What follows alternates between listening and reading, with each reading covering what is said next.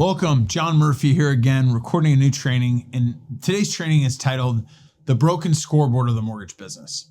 It's so incredibly difficult if you're a new originator or a veteran originator to follow what are the action items you can do to actually drive volume in 2025. Because so many things are happening that it's easy to blame. It's a harder market, higher rates, you work at the wrong company, work at the right company, you don't have the skills, you don't know what to do. So why I call it a broken scoreboard is so often when you're an originator, you chase the volume of the people you find on the internet and try to back end and reverse engineer their business versus figuring it out for yourself. Because this broken scoreboard is really built on this. We trump the results versus the process of becoming a better originator. So what we do is we're willing to sacrifice the relationships, the things we have done, the things that are working in order to chase these results that we hear about from the internet. Because right now, more than ever, the training on the internet is so broad brushing the root issue, which is this. It's the skilled versus the unskilled colliding in the marketplace. Because the crazy thing about 2025 is now the veteran originator is going after the same customers as that new originator because people are shopping more than ever before. So why do I talk about this results versus the process and being a broken scoreboard? It's simply this. Most of us don't know the things we need to be focused on to drive the production we should be doing. Because what most originators have right now is a list of shoulds.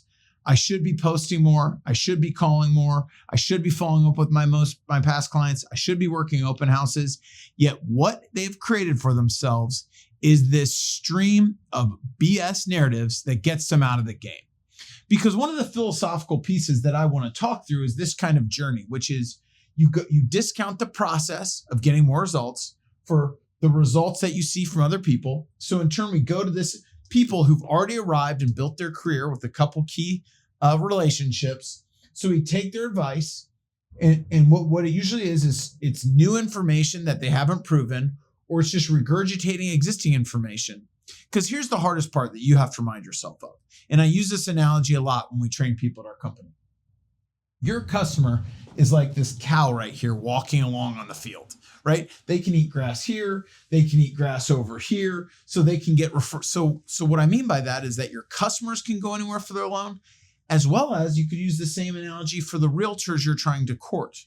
Warren Buffett once said about a quote that I really admire when it comes to selling and building a great origination business, which is, if you see this is my picture of a fortress. And this fortress has towers, walls, a moat, a drawbridge. And what I'll tell you right now is this is the way I look at my business right here. And in the middle of this drawbridge is my referral partner and customer. Because what the new or even out of touch LO doesn't realize is the best originators have a moat around their customers. Because if you really study a successful originator, the question should not be what are they doing? It should be look at all the things they are doing. Because when you compare and contrast what a new originator is doing versus the top producing originator, it's no surprise that their results are vastly different. Number one, the key thing when I go back to the process is this. Most LOs in 2025 don't have a structured schedule. Because one of the first challenges I pose to anyone as they're thinking about growing their production is this. If you were going to be the CEO of the company you work for, what would you dress like? What time would you get up in the morning? Would you plan your outfit in your week before the week started? Would you maybe email your team Sunday night or have a drafted email about what the course of action you're going to take this week? You'd probably even have a to-do list of all the items you were going to execute this week. Yet, you are the CEO. You might not be the CEO of the company, but you're the CEO of yourself. So why do we not pertain these same rules and preparation into you getting the results you want? Because what we're looking for in 2025 is a shortcut, a hack, a secret versus where we're at, which is it's really about faith and courage to take the disciplined actions every single day. Because at Chick-fil-A, if you go to a Chick-fil-A restaurant, at no point do they ever say, we're done frying chicken, we're done making the French fries, we're done saying my pleasure. Yet as an originator in 2025, people have gotten farther away than I've ever seen from reaching out to past customers, expanding their network, touching base with everyone they know, saying, I'm in the mortgage business. So what they are doing is they're trying to find a one-trick pony to fix an overall process that they need to be focused on. Because 2025 is all about your personal process and not about just the short-term results. Because it's easier now than ever before to get distracted because there's so many things fighting for your attention. Because how niched out everything is. You probably have training ads running towards you. You probably have lead companies calling you. You probably have people asking you for Zillow. Your company's sending emails. All of these things detract you from the main thing that you need to be focused on. So here is the challenge, what I see. And this is why I keep calling it the broken scoreboard. The scoreboard you need to be focused on is you versus you. There's no competition for you in the marketplace. You are solely on your journey, 100% obsessed with the results you need to do. And the first step in that journey of being obsessed with getting more results for yourself is eliminating all the distractions and things out of your life and schedule that get you away when it comes to working from actually taking effective action. So then the next question is this: what are the effective actions I need to take? And what I'll lay out for you is these very fundamental, simple things you need to be doing.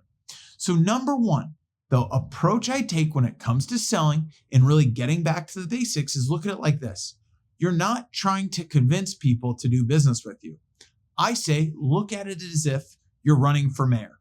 Does the mayor, when they're trying to get elected, just blow out and not talk to people? Do they not talk to every single person they can find? No, they're spreading the word by all means necessary. That's why we came up with the hashtag, Who Needs a Mortgage? Because we wanted it to be the way that people knew we were not realtors.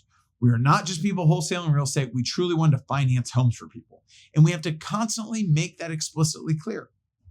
But when you're a new originator, you're so timid and worried about being perceived or what people think that you never get in front of those people. Back to the piece about Chick-fil-A, always frying chicken, always cooking fries, always saying my pleasure. Why aren't you spreading the word every single day to anyone who will listen in the beginning? Why aren't you stopping by open houses and reaching out for permission prior to showing up like a psycho and saying, hey, I'd love to work it with you? Because this business is not complex. It's simple, not easy. But what the average originator focus on is all the other LOs, what they're doing, versus the simple mission, which is spreading the word. And that is step number one. You need to build a network of people that you become their go-to trusted source. The second piece, people always say, call realtors. John, how do I find the realtors? Any company now should have access to MMI, Redder, Model Match, list reports. All of these offer different data services that you can see who are the local realtors in your area doing business. But what most people think is that they are some magical piece that you can say the right things and script the right message to work with the right people. It's actually the opposite. When you're new to the business, your job is to sort and sift, not to convince. And if you do need some help with these things, send a DM and we can help and curate some of the scripting we use internally to support your production and what to say to people. But the last piece is this. What most of us equate work to doing is we don't realize what we're doing in sales is we're offering suggestions and asking for ideas. Back to Chick-fil-A, at no point is it not about getting them to buy more chicken and eat more food. Same thing for us. But what we're not doing is we're not suggesting to enough people in our network, the realtors who we know, or other people in our industry to refer and work with us. So often we don't even get enough proposals out there because we're not taking enough action. When we work with these people, we just let them float around the marketplace and go wherever they want versus building a moat. So what is this moat and how do you build it around agents? Here is my advice to you. Number one, you need to get with agents in your market and set an appointment to see if there's an opportunity to be another resource for them. There's this idea that scripting and hardballing people and asking for the referral is really going to drive revenue. And I found it the opposite. A realtor needs another loan officer like they need another hammer in their garage. What they do need is someone who provides them value.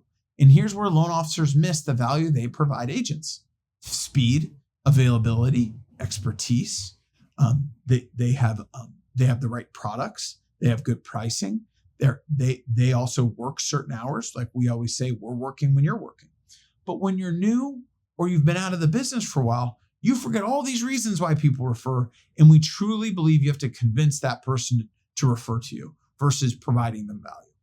So as we look through these towers and we look at these 4 pillars right here, the first piece to being successful for your agent is that value piece. The second piece about working with that agent is making sure that they want to work with you. Because if you don't have synergies and you don't get along, it's never going to be a partnership. Does that make sense? You can't convince someone, if they don't know, like, and trust you, to refer that business to you. So it's likability. It's that you have the trust factor, right? You have this piece that they know you exist. So now there's this piece of expertise, and this is something where you have to have a team that supports you once you get the referral. If you can't close loans and set up those files correctly, that's a whole separate conversation, but that's going to kill your ability to grow your production. And then the last one, and the hardest one to do this, which is what I feel like, is that most people and most originators struggle with the most, is making sure you give a consistent experience. The amount of originators that come and go in our space is insane. And it's estimated that almost 30% of our business by the end of 2026 are going to be gone. So as we keep going back to this broken scoreboard, the things you have to become obsessed with is the process of growing, the marketplace of getting out there and running it like you're running for mayor, this ability to sort and sift the people who will work with you, and then lastly, providing this great experience continuously. Because the summary of it all is this: if you just look at the results of other people, you're never going to win the race, because it's truly a distraction from the success you need. To truly be an effective, top producing LO, you have to have a great referral network of realtors. You have to provide great experiences and close those loans every single time that you can do. So as I sign off on this training, look at your personal scoreboard and start asking the question: am I looking at the wrong stuff? Am I too focused on the results and not following through the process enough to get those results I really need by taking consistent daily action towards the goals I want and going through that progress? Because you cannot control the outcomes. You can only control the efforts and inputs you put in. So again, John Murphy signing off.